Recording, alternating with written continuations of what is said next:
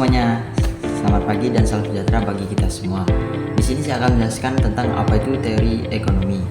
Sebelum ke materi, saya akan menjelaskan pengertian ekonomi. Kata ekonomi berasal dari bahasa Yunani, yakni oikonomia yang berarti manajemen rumah tangga. Asal katanya adalah oikos dan nomos. Oikos berarti keluarga atau rumah tangga dan nomos berarti peraturan, aturan atau hukum. Oikonomia adalah aturan masyarakat sebagai hukum kodrat yang menetapkan rumah tangga yang baik. Selanjutnya saya akan menjelaskan apa itu teori ekonomi.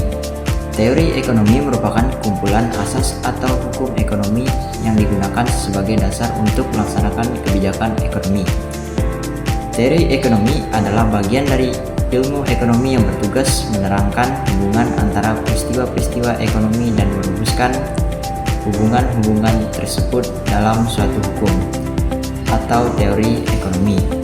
Teori ekonomi merupakan kerangka konsep yang berasal dari data-data konkret yang disusun, diolah, serta diuji coba, sehingga akhirnya membentuk asumsi yang bersifat umum. Teori ekonomi terbagi menjadi dua, yaitu ekonomi makro dan ekonomi mikro. Ekonomi makro. Ekonomi makro adalah bagian dari ilmu ekonomi yang khusus mempelajari mekanisme kerja perekonomian secara keseluruhan. Ekonomi makro meneliti fenomena ekonomi yang luas, seperti tingkat pengangguran, pendapatan nasional, tingkat pertumbuhan ekonomi, inflasi, dan tingkat harga. Tujuan kajian ekonomi makro adalah untuk memahami berbagai peristiwa ekonomi, serta merumuskan dan memperbaiki kebijakan ekonomi. B. Ekonomi mikro. Ekonomi mikro adalah bagian ilmu ekonomi yang mempelajari perilaku individu dan rumah tangga produksi atau perusahaan dalam membuat keputusan untuk mengalokasikan sumber daya yang terbatas. Untuk lebih memahami materi tersebut, saya akan menjelaskan beberapa contoh ekonomi makro dan ekonomi mikro.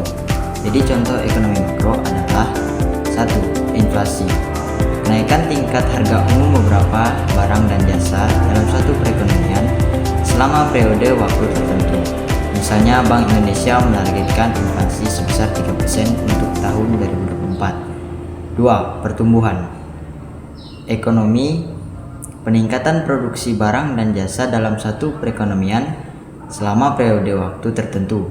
Contohnya, pertumbuhan ekonomi Indonesia pada kuartal 3 tahun 2023 mencapai 5,05%. Contoh ekonomi mikro. 1. Permintaan dan penawaran. Interaksi antara pembeli dan penjual di pasar untuk menentukan harga dan kuantitas barang dan jasa. Contohnya permintaan kopi meningkat saat harga teh naik. 2. Elastisitas. Ukuran seberapa responsif kuantitas yang diminta atau ditawarkan terhadap perubahan harga atau faktor lainnya. Misalnya, permintaan bensin cenderung inelastis karena orang tetap membutuhkannya meskipun harganya naik. 3. Struktur pasar. Karakteristik organisasi pasar seperti jumlah perusahaan, tingkat diferensiasi produk, dan kemudahan masuk dan keluar. Contohnya, pasar beras di Indonesia memiliki banyak petani dan pedagang kecil sehingga mendekati persaingan sempurna. Baik, itu saja yang dapat saya sampaikan tentang ekonomi makro dan ekonomi mikro. Mohon maaf jika ada kesalahan kata, saya akhiri. Sekian dan terima kasih. Bye-bye.